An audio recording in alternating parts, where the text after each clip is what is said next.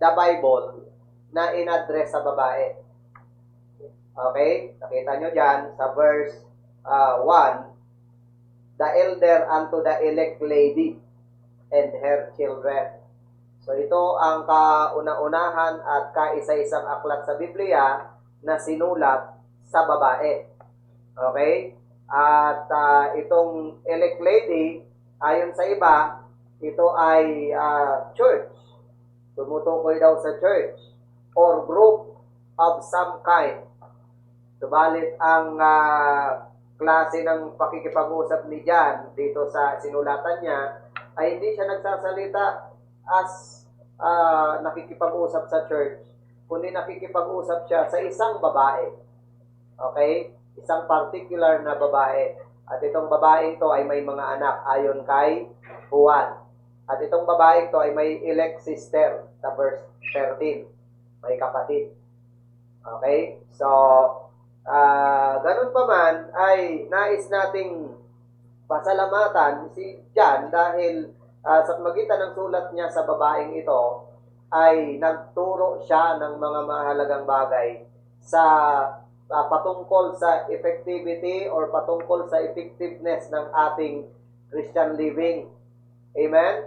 So, ito din ay epistle na natayo. Itong epistle na to ay natayo sa tatlong salita.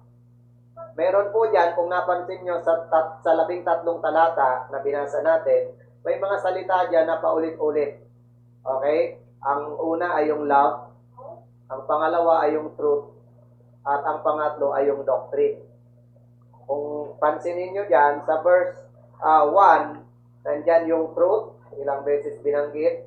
Okay? Sa verse 2, nandyan yung truth. Okay? So, sa verse 4, nandyan yung truth. Paulit-ulit. Amen? Tapos, pagdating sa verse 5, inulit-ulit din yung salitang love. Okay? Love one another. Walk in love sa verse 6. Okay? So, inulit-ulit. Tapos, pagdating sa verse 7 hanggang 13, yun namang doctrine. Okay? Paulit-ulit namang sinabi yung doctrine. So, kaya, itong tatlong topic na binigay ni John sa kanyang sinulatan, ito din po ang i-discuss natin ngayon.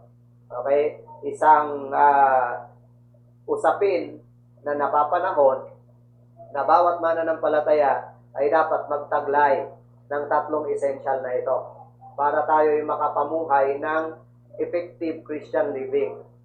Alam niyo po, ngayon dapat kailangan na ipamuhay na totoo ng mga Kristiyano ang kanilang Christian life. Ngayong mga panahong ito, dapat tayong magpakita ng tunay na pagmamahal sa Panginoon, ng marugdog na paglilingkod sa kanyang gawain, diba? Ng malalim na pagkaunawa sa kanyang salita. Ngayon dapat natin sisipagan, no, ang pangangaral ng salita ng Diyos, sapagkat nakikita naman natin na ang mundong ito ay balisa. Maraming tao sa mundong ito ay balisa. Okay? Maraming tao ang apektado ng nararanasan natin. Mula doon sa mga ordinaryong mamamayan hanggang sa pinakamataas na antas ng pamumuhay ng mga tao ay naapektuhan ng mga nangyayari sa mundong ito. So kaya ngayon natin ipakita, no, na ang Christian living, effective Christian living is very, very essential. Amen? So, tatlong bagay para ang mga buhay natin, ang buhay mo bilang Kristiyano, ang buhay ko bilang Kristiyano ay maging effective. Okay? Number 1 ay experience truth. Yan yung una. Okay? Kailangan nating danasin, maranasan. Okay? Ang katotohanan. Experience truth.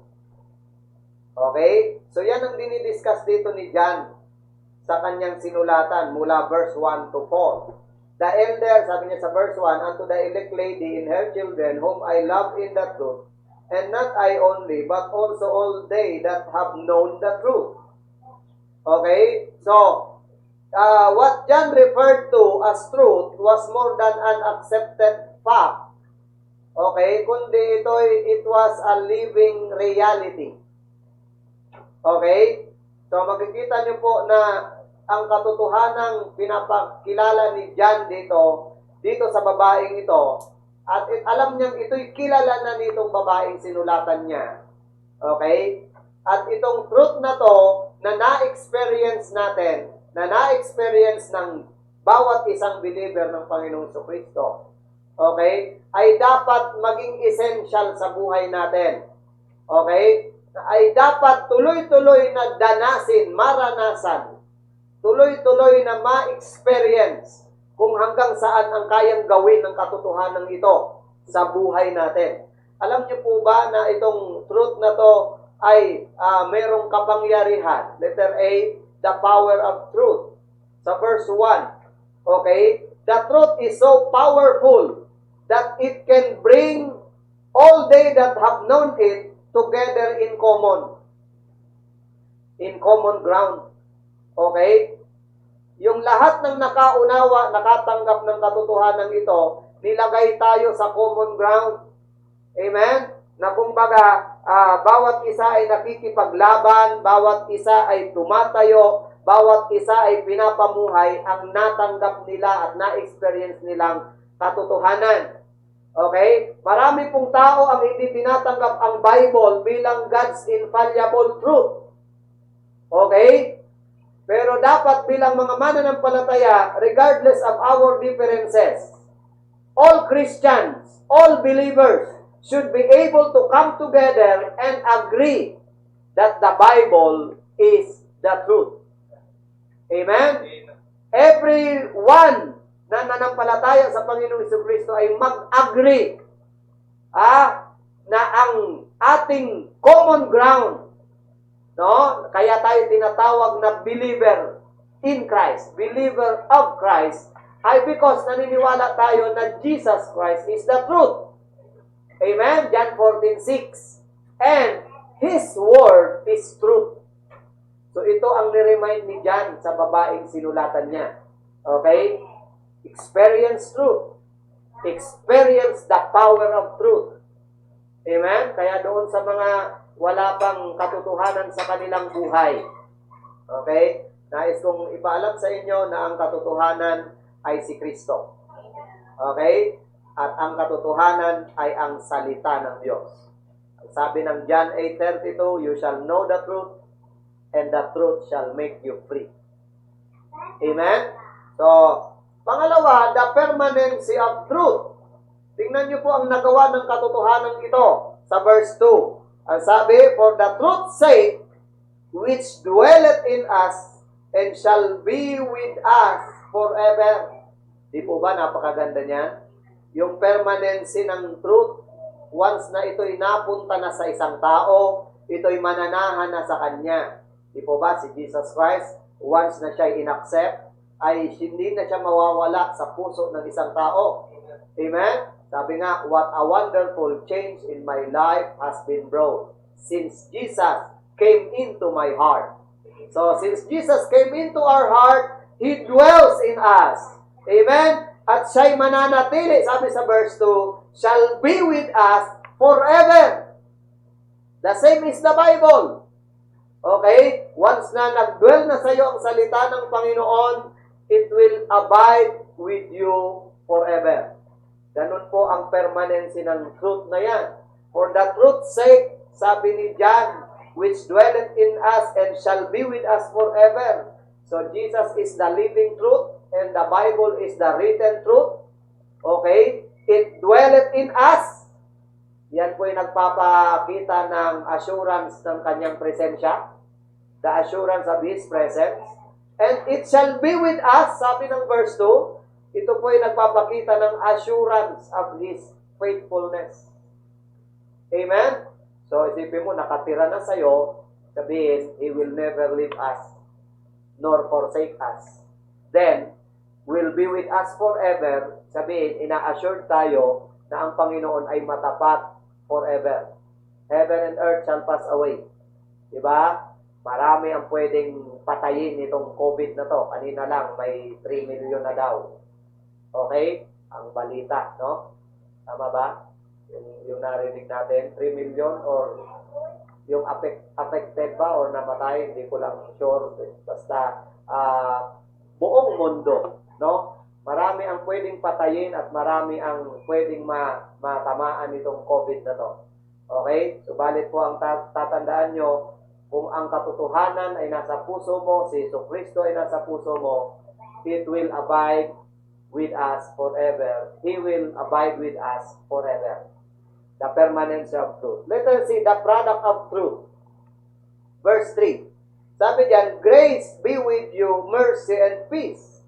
Okay? Yung tatlong salita na makikita nyo sa verse 3, okay? Sabi niya, grace be with you, mercy and peace from God the Father and from the Lord Jesus Christ, the Son of the Father, in truth and love. Nakita niyo yung tatlong salita. Una ay grace. Pangalawa ay mercy. Pangatlo ay peace. Okay? So, ang grace po, ito ay God's unmerited favor. Ito yung nag-permit sa atin na matanggap ang hindi natin deserve. Okay? At ang mercy naman, allows us to be forgiven, prevents us from receiving what we really deserve. Yan ang mercy. Okay? And then number 3, yung peace. Ito pong peace na to ay result ng grace and mercy. So nakita nyo yung tatlong product ng truth. Grace, mercy, and peace. There is peace with God and there is peace of God. At ang ibang tao ay kahit isa dyan, di nakatanggap. Peace of God and peace with God. Okay?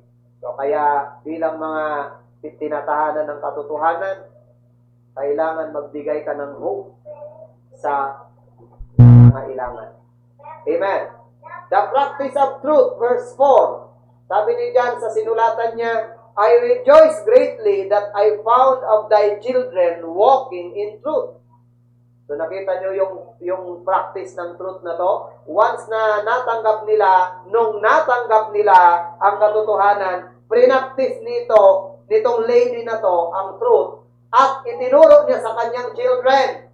Amen? At ang sabi ni John, natutuwa siya na nabalitaan niya, natagpuan niya na ang mga anak nitong lady na to ay nagpa-practice ng truth. Amen? I rejoice greatly, sabi niya. So, pakita nyo yung observation ni John. Ang observation niya, sabi niya, I found thy children walking in truth. That is his observation. At makita nyo yung kanilang obedience, their obedience. Sabi ni John, your children, thy children, walking in truth. Sino ang writer na hindi matutuwa, no, na magsulat kung kapuri-puri ang mga bagay na dapat niyang ilaman sa kanyang sulat? Tama po ba? Naggagalak siyang sulatan itong babaeng to para purihin at pasalamatan dahil ito'y may mga anak na lumalakad sa katotohanan. Kung si John ang nagturo sa lady na to, at kung itong lady na to ay bunga ni John sa pananampalataya, matutuwa siya. Okay?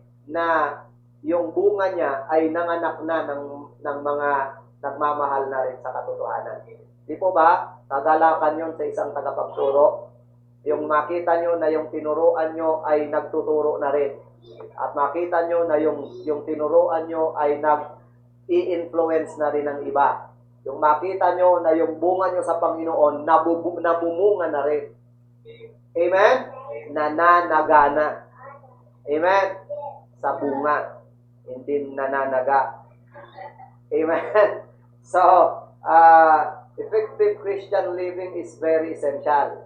At ito'y possible na maipamuhay at ang buhay mo ay pwedeng maging effective because you have the potential. Nakatira sa iyo ang truth. Amen? So, number 2, express love. Hindi lang experience truth. Okay? Kundi express love. Okay? So, since ito yung pangalawang salita na ina-highlight ni John dito, i-discuss natin yung love. Amen? Love is the first mention as the fruit of the Spirit. Galatians 5:22, but the fruit of the Spirit is love. Okay? Pagtapos nun, bundle yun, di ba? Love, hindi sinabing, but the fruit of the Spirit are. But the fruits of the Spirit are love, joy, peace, hindi are.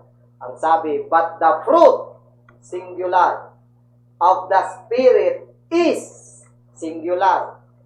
Diba? Sabi, love. Okay? So, binanggit yan na kung ang Holy Spirit ay nasa iyo, paano ba napupunta sa tao ang Holy Spirit? By His accepting Jesus Christ into His heart. Tama? So, pag napunta sa Kanya ang Holy Spirit, mananahan sa Kanya, at ito ay magpuproduce ng bunga. Okay? So, sabi ni John dito sa sinulatan niya, okay? Itong love na to, na nasa iyo, at nasa akin din, at ay muli kong nire-refresh sa iyo, at muli kong sinasabi sa iyo na tuloy-tuloy nating i-express ang love. Tatandaan nyo po, love is an action word and is useless unless expressed. Useless yan pag sinasabi lang. Amen? Oo. Ang love po ay hindi nakakaluto ng kanin. Amen? At hindi nga rin yan nakakabili ng bigas. Okay? Hindi rin yan nakakalinis ng bahay. Amen? So, pero pag ito'y in-express sa pamamagitan ng action, makikita mo kung anong kayang gawin ng love. Amen? So, ang katotohanan ay powerful. Ganon din tong love na to. Okay? Number 1, love is very powerful. Powerful to. Tingnan nyo, balik tayo sa verse 1. The elder unto the elect lady and her children, whom I love in the truth. Okay?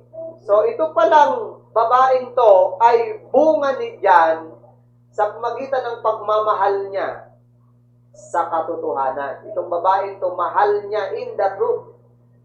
Mahal niya, amen? So, love is very powerful. The elect lady and her children, whom I love in the truth. John was moved in his heart as he wrote to this lady. So, love is a very powerful force. Tandaan niyo po yan. Love moved the Father to send the Son. Totoo? By the love of God, na-move ang puso niya na ipadala si Kristo. For God to love the world. Amen? That He gave His only begotten Son. Love moved the Son to save the sinner. Amen? Oo. Na-move si Jesus Christ ng kanyang pag-ibig, kaya ang ginawa niya, sinave niya yung sinner. Amen? Naalala nyo, may niligtas siya sa ilalim ng puno at naging apostol. May niligtas siya sa itaas ng puno, yun ay si Zacchaeus. At may niligtas siyang nakapako sa puno, yun yung magnanakaw. Amen? So, ganun mapagmahal ang Panginoon. Kahit sa huling yugto ng buhay niya, may naligtas pa. Amen? Nakakatuwa kung ganyan ang buhay ng Kristiyano. Amen? Yung ngayong buhay ka, ay nakakapag-akay ka ng kaluluwa. At pag namatay ka sa iyong funeral service, ay may maliligtas pa. Di ba maganda yon? Amen? Pero kung ngayong buhay ka, pasaway ka sa Panginoon. Pasaway ka sa church. Amen? Tapos pagka namatay ka, ayun, mas lalo kang pasaway. Amen? Dapat, parang Samson, di ba? Ang mission ni Samson ay ubusin ang mga kalaban ng Israel yung mga Philistines. At sabi, nung buhay si Samson, marami ang napatay niyang Philistines. Pero nung namatay si Samson, mas marami ang napatay niyang Philistines sa kanyang kamatayan. Amen? So, mas marami ang napatay na Philistines sa kanyang kamatayan kaysa sa napatay niya nung siya'y buhay. Grabe ang power ni Samson. Amen? So, tingnan niyo po. Love is very powerful. Love moved the Father to send the Son. Love moved the Son to save the sinners. Love moves the saint to serve the Savior. Diba? Sabi ni Apostle Paul, it is the love that constrains us to serve God. Pag-ibig ang nagtutulak sa atin, kaya tayo naglilingkod. Amen? Kung hindi lang natin mahal ang Panginoon, ay siguradong wag na tayong mag-church service. Kasi pandemic naman. Amen? Sabayan mo na lang lahat ng mga mediocre na Kristiyano. Okay? Yung mga mediocre. Medyo-medyo. Amen? So, pero dahil mahal mo ang Panginoon, ang pag-ibig ng Diyos ang nagtutulak sa atin para paglingkuran natin siya. So, isipin mo, love is very powerful. Amen? Grabe. Isipin mo na sabi ng 1 Corinthians 13, ang pag-ibig ay matiisip. Ang pag-ibig ay nag-i-endure.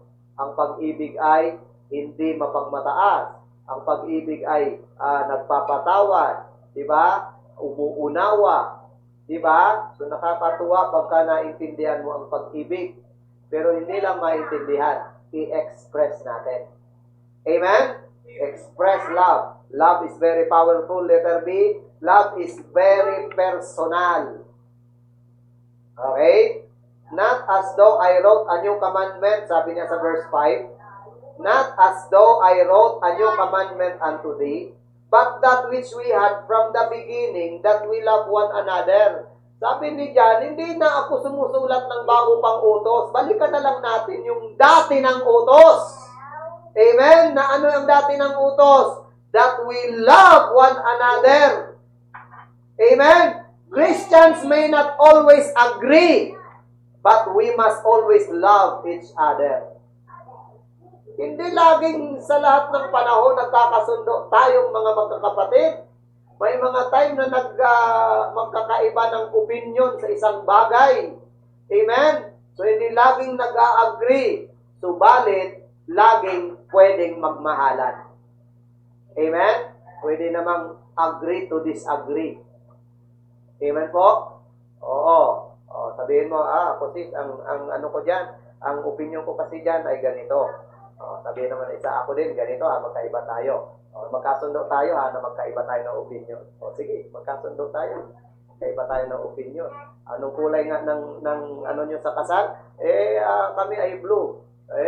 Basta kami ay, ang gusto ko ay pula. Diba? Sige, magkasundo tayo na hindi tayo nagkakasundo, pero, nagmamahalan. Amen? Sa pamilya, ganon. Amen? Hindi lahat ay uniform ang opinion. Amen po? Lalo na kung ang iba ay mataas yung kanilang IQ. Yung iba naman, mababa yung IQ. Amen? Tama? Pero, ang love, hindi nagre-require ng IQ. Okay? Ang love po ay EQ. Amen? That is emotional quotient. Tama? So, pagka di ka marunong magmahal, ikaw ay ECQ. Okay? Love is very powerful and love is very personal. Amen? So, maraming tao na para nila mapagbigyan ang kapwa ay ito-tolerate na lang. Maraming tao na para pagbigyan ng kanilang kapwa ay sasamahan na lang sa masamang ginagawa. Okay? Kasi pag di ko siya sinamahan sa kanyang masamang ginagawa, baka sabihin niya, di ko siya mahal. Pwede namang mahal mo siya, pero di mo siya sasamahan sa ginagawa niya. Pwede yon. Amen? Mahal kita kaya kita sinasaway. Di ba? O, mahal kita ha, kaya sinasabi ko sa'yo ang opinion ko ganito. Okay? Huwag mo namang sabihin na dahil sinaway kita, hindi na kita mahal. The Lord said, I rebuke. Di ba? Nire-rebuke niya ang mahal niya. So, kaya kung mahal tayo ng Panginoon, nire-rebuke niya tayo. Naintindihan? So, love is very powerful and love is very personal. Pangatlo, love is very practical. Verse 5 to 6. Sabi po diyan sa verse 5, that we love one another. And now I beseech thee, lady, not as though I wrote a new commandment unto thee, but that which we had from the beginning, that we love one another. Verse 6. And this is love, that we walk after his commandments. This is the commandment, that as you have heard from the beginning, you should walk in it. So love is very practical. It never grows old, nor needs replacing. Hindi ka na kailangan palitan. Okay? Kundi, lakaran na lang. Huwag ka nang mag-invento pa ng sari-saring paraan. Okay? Nandyan na yan, nakasettle na yan, naka-build up na yan, at marami nang nakinabang dyan. Marami na ang bunga ng pag-ibig na yan. Okay? Lalakaran na lang. Amen po? Alam niyo ang ginagawa ng mga society? Di ba? Nagkakaroon sila ng invention of love. Okay? Dahil hindi na sila kontento sa nakalatag na pag-ibig. Dahil sa kanilang pagtatry na mag-invento ng panibagong love, nagkakasala tuloy sila laban sa Diyos. Amen? Na samantalang ang nakalatag ay ito, mahal ng Diyos ang tao ay dapat mahalin ang Diyos. Amen? At pag minahal ng tao ang Diyos, ang sabi, with all your heart, with all your mind, with all your soul, and your neighbor, mahalin mo as you love yourself. Diba, nakalatag na eh. Sabi ni Jan, hindi na natin babaguhin, hindi na ito bagong kautusan. Okay? Lalakaran na lang.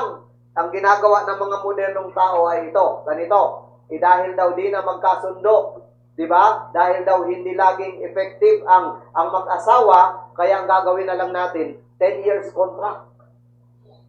Okay? 10 years contract, renewable. Okay? O di kaya, dahil hindi magkasundo lagi, sige, ganito, maghiwalay tayo. Pagtapos, magkaroon ka ng iba, magkaroon din ako ng iba. Tapos kung hindi tayo effective, magbalikan tayo. Diba? So kung ano-anong invention. Ang iba naman, ang ginagawa, o sige, dahil hindi nagaanong sikat, hindi nagaanong katanggap-tanggap ng ating mga kaisipan, ewan ko kung bakit nagkaganon yung kaisipan, o hindi na daw kontento sa pagmamahalang babae at lalaki. I-try naman nating lalaki at lalaki. Diba? I-try naman natin na babae at babae. Okay? At ang masama kung itatry ng tao sa hayop. Okay? At itatry na tao sa laruan. Pakakasalan niya yung robot. Pakakasalan niya yung halaman. Pakakasalan niya yung sobrang dami ng gustong gawin sa love. Pero ang love na yan, according kay Jan, na isettle na yan, na build up na yan. Lakaran na lang. Because love is very powerful, it is very personal, it is very practical. Amen? So it's not a new commandment. The truth never changes, it's settled in heaven. It's not a forced commandment. Hindi ito utos na ipinipilit. Okay? Hindi ito ipinipilit. Sabi ni John, this is the commandment that as you have heard from the beginning, you should walk in it. That is in love. So we must believe, it must believe, not force. Okay? Ipamuhay, lakaran, at hindi ipinipilit. Amen po? So, nung mahalin tayo ng Diyos, hindi siya pinilit. Tama? Kung mamahalin mo rin ang Diyos, hindi pilit. Kung magmamahal ka sa kapwa mo, hindi pilit. Amen? So, ito'y very practical. Panghuli, hindi lang po experience truth, express love, kundi establish faith. So yung pangatlong salita ni John dito ay doctrine. Doctrine. Okay? Makikita nyo sa verse 7 to 11. For many deceivers, ayan, are entered into the world, who confess not that Jesus Christ is come in the flesh. This is a deceiver and an antichrist. Look to yourselves that we lose not those things which we have wrought, but that we receive a full reward. Whosoever transgresseth and abideth not in the doctrine of Christ, okay, hath not God. Okay, so importante po yung established faith. I-establish natin ang ating pananampalataya, ang doktrina. Naintindihan po? Lalo na sa panahong ito. Okay, no Christian can be stable and effective without sound doctrine. Okay? The world is full of so-called religious people who do not know what they believe. Religious pero di alam kung ano ang pinaniniwalaan. Di ba nakakalungkot yon? Okay? Sumusunod lang sa agos. Okay? Paglinggo nagbibihis. Paglinggo ay nagiging parang makadiyos. Pero hindi alam kung anong pinaniniwalaan. Amen? At maraming ganyan sa mundong to. Ayon nga sa research, yung Barna Research Group, nag-research sila. At ito ang natagpuan nila sa Amerika. Sa Amerika daw, 42% ng Americans, iniisip nila na si Jesus nagkasala. Okay? 42% of Americans think Jesus committed sins. Okay? 42%. Grabe. Kasi hindi nagbabasa ng Bible. Kaya akala nila nagkasala si Jesus. Meron nga mga ngaral, ang sabi ay, si Jesus anya ay may libog din. Nung marinig ko yung, may libog din? Kasi daw, nung hahawakan siya ni Mary, nung si Jesus ay nag-resurrect, di ba? Tapos, nung hinahanap ni Mary yung bangkay, hinahanap niya doon sa libingan, okay? Ang sabi daw ay, sabi niya sa gardener, akala niya si Jesus, gardener. Diba? Sabi niya, kung saan mo man siya din nilagay, ituro mo sa akin. Diba? Eh, ang kausap niya, si Jesus na pala. Sabi ni Jesus, Maria. Pinangalanan niya, diba? Nung tinawag niyang Maria, nalaman ni Mary na si Jesus pala yun, hindi gardener, kundi si Jesus. Ang sabi, hahawakan niya na. Sabi ni Jesus, huwag mo kong hawakan dahil di pa ako nakakaakyat sa aking ama. Diba? Ang interpretation daw doon, ang sabi, kaya ayaw pahawak ni Jesus kasi may libog din. Ang pagkakabanggit pa ay may libog din ang mama. Mangangaral ka, tapos sasabihin mong si Kristo may libog din ang mama. Amen? So, ang hirap nun. 42% ng Americans think Jesus committed sin. 25% ng professing Christians, professing Christians to, say he was not sinless. 25% ng mga nagpo-profess na sila'y Kristiyano, naniniwala na si Jesus daw ay hindi sinless. Hindi ano pala yung sabi ng Bible na he have no sin, he did not sin, in him is no sin. Diba? Neither guile in his mouth. Diba? Christ has sinless perfection. Diba? Napaka-perfect ng Panginoon at siya ay sinless. Sabi ni Pilato, I found no fault in him. Amen? Sabi ng sentoryo na sumaksak sa kanyang tagiliran, di ba? Of truth, sabi niya, this is the Son of God. Okay? At ito ay totoo. Walang bahid na kasalanan ng Panginoon. Pero according sa Barna Research Group, ay may mga 25% ng professing Christians naniniwala na si Kristo ay hindi sinless. Okay? Ito pa, malungkot. 61% of Americans think there are other ways to salvation beside faith in Christ. Okay? 61% ng mga Amerikano ay naniniwala na ang salvation ay hindi by faith kay Christ. Okay? So, because they don't read the Bible. Because they don't believe in the inspired Word of God. Amen? Ang sabi ng banal na kasulatan, ang tao ay napapawalang sala sa pamamagitan ng pananampalataya kay Hesukristo. Amen? Oo. Ang sabi ni Apostol Pedro, isang pangalan lang ang nilagay ng Diyos sa silong ng langit para sa ikaliligtas. Yun ay ang pangalang Hesukristo. Amen? At tatandaan po natin, sabi ni Apostol Pablo sa Ephesians 2:8 and 9, for by grace are you saved through faith, not of yourselves. It is the gift of God, not of works, lest any man should boast. Diba? So tatandaan po natin na kung ikaw ay established sa faith, hindi ka madideceive. Amen? So letter A, the importance of sound doctrine. Told. The importance of sound doctrine told. Sinabi ni John na mahalaga na establish ang faith natin, establish ang doctrine natin.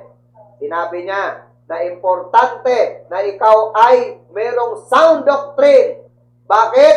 Sabi sa verse 7, sapagkat maraming deceivers ang pumasok sa sanlibutan. Okay? Many deceivers. Okay? So, number 1, dyan sa under nitong the importance of sound doctrine told, it is important because of the deceivers we face. Okay? Importante ang sound doctrine dahil may mga deceiver sa mundong to. Amen? Okay? Pangalawa, it is important because of the dangers that could follow. Tingnan niyo sa verse 8. Ano ang danger? Sabi ni John, look to yourselves. Look to yourselves that we lose not those things which we have wrought. Sabi niya, ingatan nyo, bantayan nyo ang inyong sarili na wag nating mawaglit ang pinagpagala natin.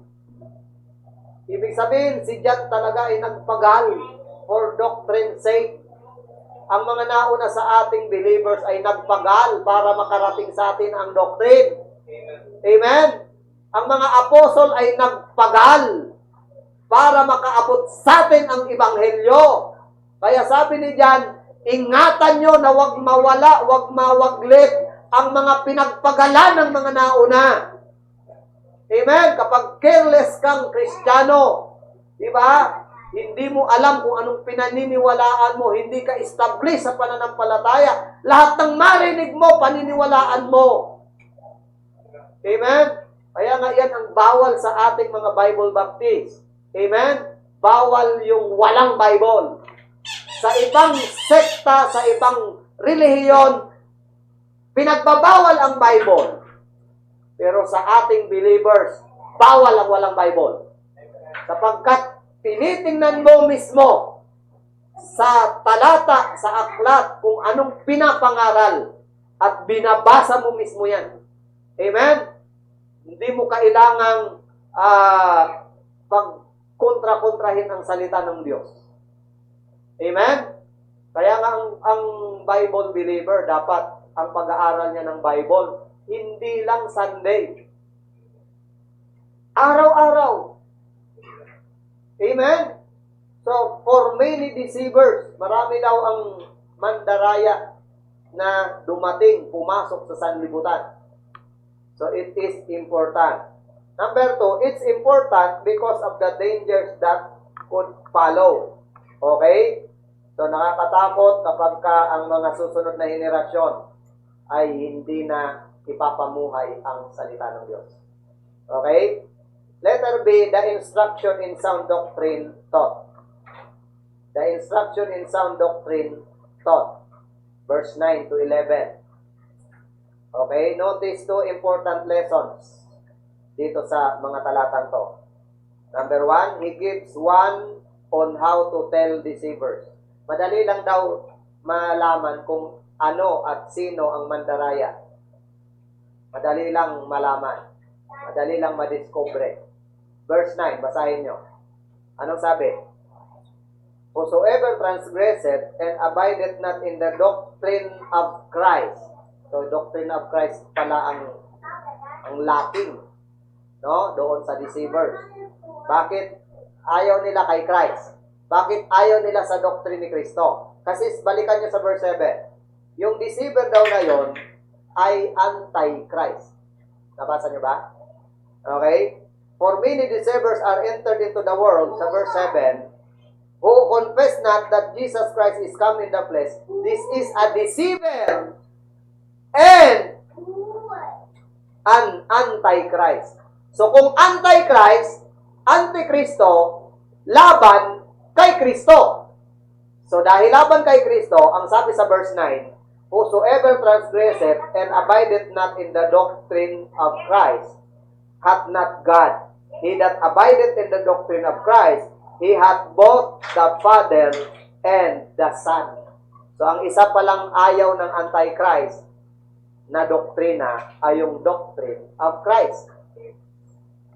Okay? Kaya tinitwist nila yan, yung doctrine of Christ. Amen? Tingnan nyo po. Merong sinabi si John na whosoever confesseth not that Jesus Christ is come in the flesh is an antichrist. Diba? Si Jesus Christ ay dumating sa laman. Tama? Dumating sa laman. Ang Diyos ay nagkatawang tao. At sino man daw ang nagsasabing, ang Diyos ay di nagkatawang tao, sabi ni John, antichrist yan. Galit yan kay Kristo. Okay? Si Jesus Christ ay sinilang ng birhen. Okay? Ang sino mang nagsasabi na si Kristo ay anak ni Joseph at Mary sa pamagitan ng kanilang pagtatalik is an antichrist. Amen? At sino man ang nagsasabi na si Hesus Kristo ay nagkasala is an antichrist. Amen? So anumang doktrina na kumakalaban sa doktrina ni Kristo, doktrina yan ang deceiver and an antichrist. At sa mundong ito, maraming ganyan. Amen po? Panahon pa ni Jesus Christ, marami ng antichrist. Amen? Marami ng galit sa Kanya. So, tingnan nyo po, He gives one on how to tell deceivers. Okay? Number 2, He gives one on how to treat deceivers. Paano itatrato ang deceiver?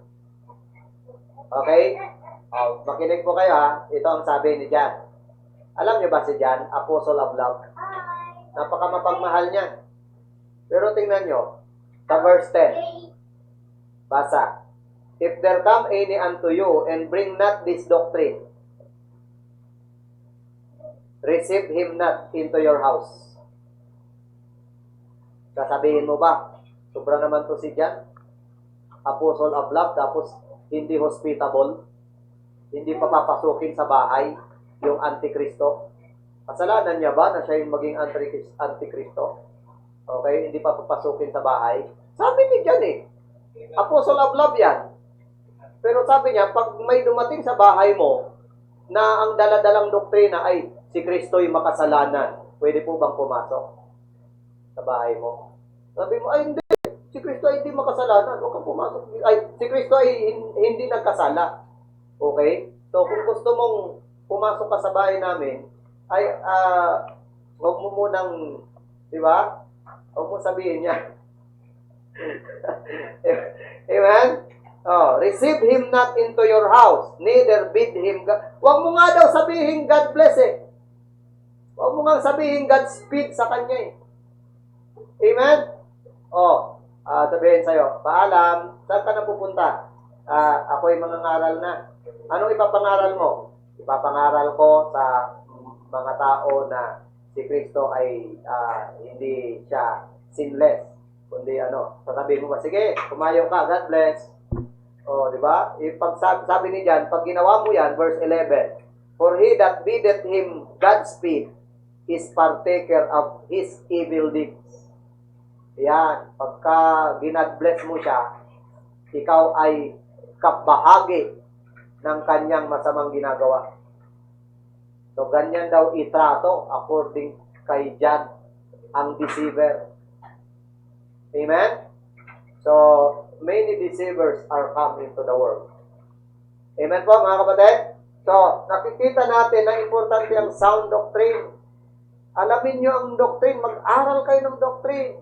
Doctrine of salvation, doctrine of Satan, doctrine of the church, doctrine of the Savior, doctrine of the Holy Spirit, doctrine of God. Diba? Merong doctrine of sin. Amen? Napakaraming doctrine. Sayang, kulang na ang panahon natin eh. Sabi ko kay Brother Marlon, yung mga libro dyan, mababasa ko pa kaya ito lahat, brad. Dami-daming libro. Diba? Mababasa pa ba natin yung mga yan?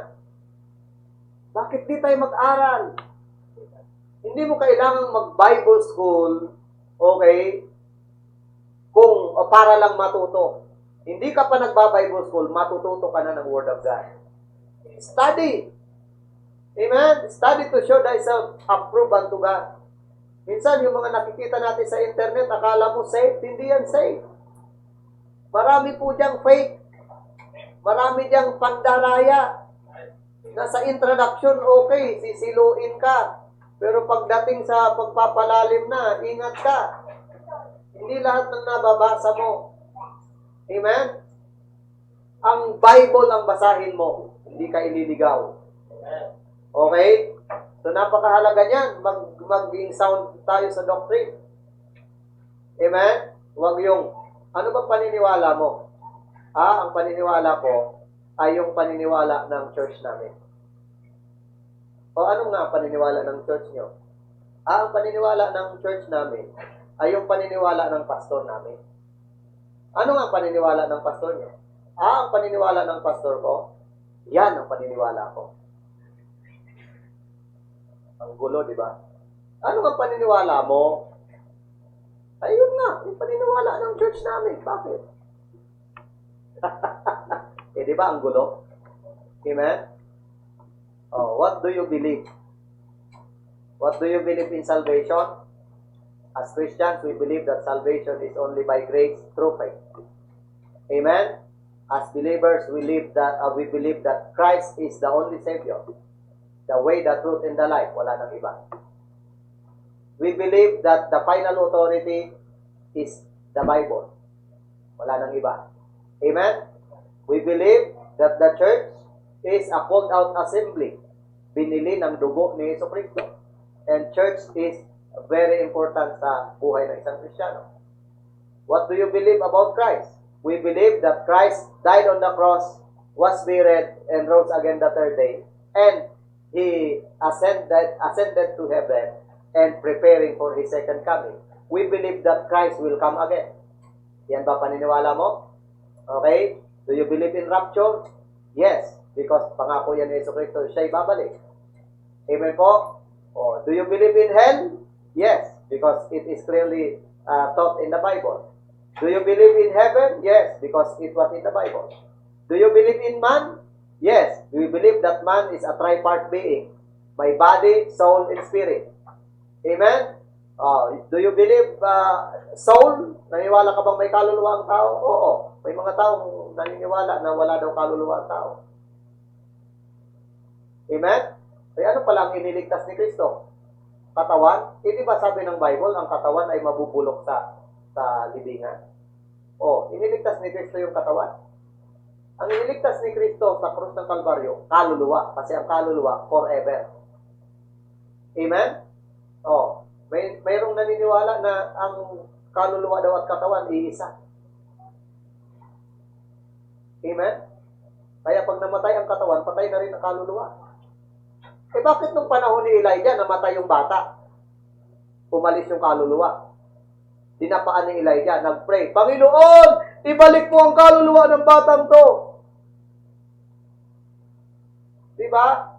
Kung walang kaluluwa, anong ibabalik? Ang sabi, bumalik ang kaluluwa ng bata at nabuhay ulit. Di iba yung katawan, iba yung kaluluwa. Amen? Oh, ano pa? Do you believe in Satan? Yes. Satan is a former angel, no? Angel of light na nagrebelde sa Diyos. Si Lucifer ang dati niyang pangalan. Amen? At ngayon, Satan na siya. Okay? Siya ang kaaway ng mga believer. At daming dapat pag-aralan. Amen? O, tingnan nyo. Ang mga kabataan ngayon, anong alam? ML. Amen? Ano ang kabisado? Yung mga Diyos doon sa ML. Di ba?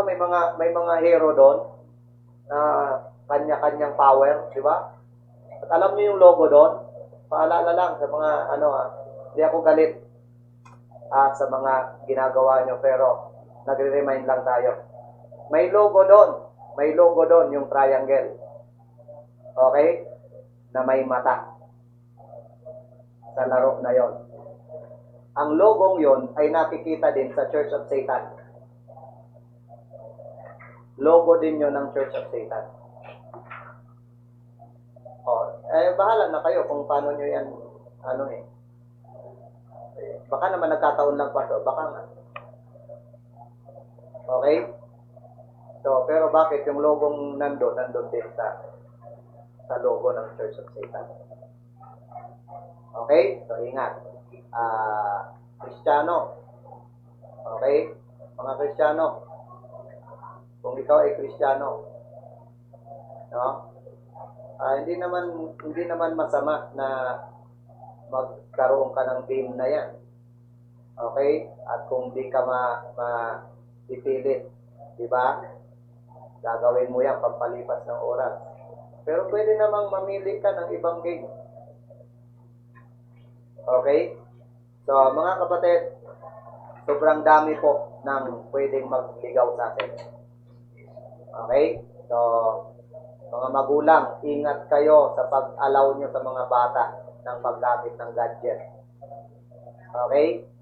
Huwag nyong gamitin pampaantok ng anak nyo ang cellphone. Okay? Pag oras ng tulugan, matulog, walang hawak na cellphone. Okay? Kasi yung vibration niyan, yung yung radiation niyan, okay? Patutulogin nyo, ang pampatulog ay yung cellphone. Diba? Tapos katabi niya pa sa ulo niya yung cellphone or kung anong gadget. Ingat tayo. Amen? So, concern lang tayo sa kalusugan. Ito na nga ang nagagawa ng lockdown. Alam nyo ba? Yung problema sa lockdown, natukulong ang bawat bata sa bahay na i-expose sa radiation. Di na tayo nakakasinghot ng yung mga bata, di na nakakano ng hangin na sariwa kung nasa bahay. Pagtapos, expose sa radiation. Amen? So, hindi rin healthy. Amen? So, gusto mong maging effective in Christian living, 3 bagay. I-express yung pagmamahal, i-experience ang katotohanan, at i-establish ang faith. Establish your faith.